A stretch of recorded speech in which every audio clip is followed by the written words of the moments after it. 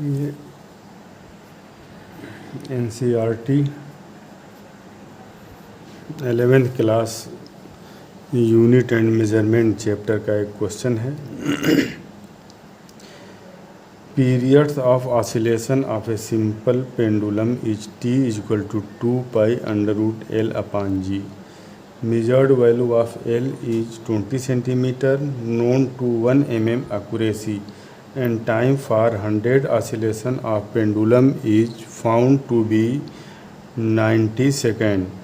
Using wristwatch of 1 resolution, what is accuracy in the determination of G? G के calculation में कितनी accuracy आएगी, मतलब जी का जो परसेंटेज एरर है वो इस केस में कितना आएगा।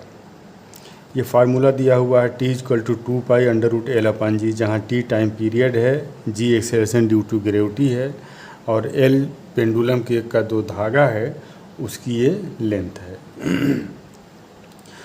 और जिस घड़ी से इसको टाइम पीरियड को जो नापा जा रहा है, टाइम को जिस घड़ी से मेज़र किया जा रहा है वो रिस्ट वॉच है और उसका रिजोल्यूशन 1 दिया हुआ है। 1 रिजोल्यूशन का मतलब ये हुआ कि ये उस घड़ी की, उस वॉच की लीस्ट काउंट वैल्यू हुई। और किसी भी इंस्ट्रूमेंट का जो रिजोल्यूशन होता है, जो लीस्ट काउंट वैल्यू होती है, वही उसका मैक्सिमम एरर मानते हैं।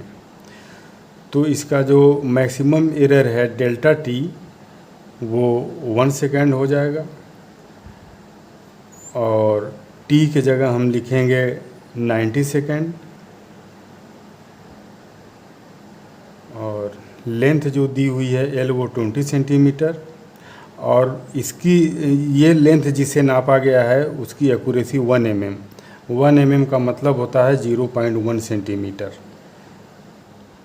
लेंथ जिस इंस्ट्रूमेंट से आप नाप रहे हैं उस इंस्ट्रूमेंट की जो एक्यूरेसी है वो 1 mm है। 1 mm का मतलब 0.1 सेंटीमीटर, ये उसकी एक्यूरेसी।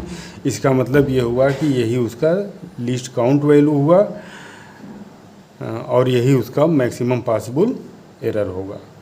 तो delta L equal to 1 mm 0.1 centimetre और L इक्वल टू 20 सेंटीमीटर और टाइम दिया हुआ है 90 सेकेंड 90 सेकेंड और उस टाइम की और जो रिस्ट वॉच की एक्यूरेसी 1 रिजोल्यूशन मीन्स जो डेल्टा टी है वो 1 सेकेंड है।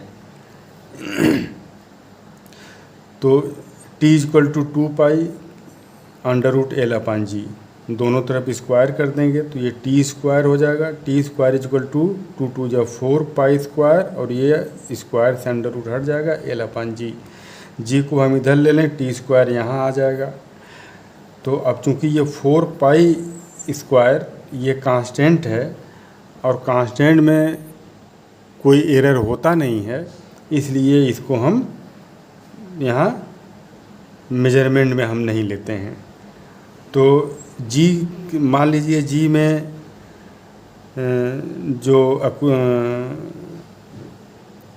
ये जो acceleration due to gravity G है, इस जी का जो एरर है मान लीजिए डेल्टा जी है। तो जी का परसेंटेज एरर कितना होगा, delta G upon G into 100, ये एक्सेलरेशन ड्यू टू ग्रेविटी का परसेंटेज एरर हो गया, is equal to delta L upon L into 100 और plus 2 delta T upon T into 100। ये टाइम का परसेंटेज एरर हो गया, ये लेंथ का परसेंटेज एरर होगा और ये एक्सेलरेशन ड्यू टू ग्रेविटी का परसेंटेज एरर हो गया। तो एक्सेलरेशन ड्यू टू ग्रेविटी का percentage error equal to delta L के जगह रखेंगे 0.1 और अपॉन L के जगह रखेंगे 20 इंटू 100 प्लस 2 डेल्टा टी, ये जो 1 रिजोल्यूशन दिया हुआ है 1 सेकेंड, ये डेल्टा टी हो जाएगा। और जो टाइम दिया हुआ है 90 सेकेंड, तो टी की जगह ये 90 हो जाएगा, इंटू 100 से मल्टीप्लाई कर देंगे तो ये टाइम पीरियड का टाइम का परसेंटेज एरर आ जाएगा।